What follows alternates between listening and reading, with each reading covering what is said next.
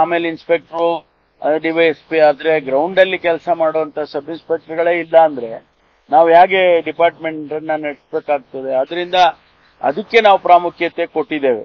4-5 ವರ್ಷದಿಂದ ಆಗದೆ ಇರೋದನ್ನ ಈಗ ಮಾಡದೆ ಹೋದ್ರೆ ನಮ್ಗೆ ಅಲ್ಲಿ ಕೆಲಸ ಮಾಡೋರು ಯಾರು? ಹೊಸ ರಿಕ್ರೂಟ್ಮೆಂಟ್ ಆಗ್ಬೇಕು, ಹೊಸ ಸಬ್ ಇನ್ಸ್ಪೆಕ್ಟರ್ ಬರ್ಬೇಕು. ಈಗ ಇನ್ನೂ 600 ಬರುತ್ತೆ.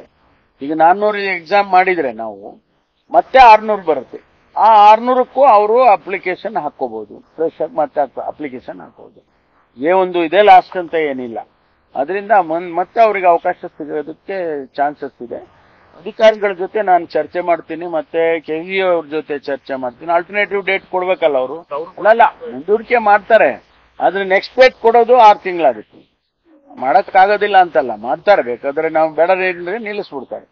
ಆದ್ರೆ ನೆಕ್ಸ್ಟ್ ಮುಂದಕ್ಕೆ ಡೇಟ್ ಕೊಡಿ ಅಂದಾಗ ಅವರು 6 ತಿಂಗಳು ಅಂತಾರೆ.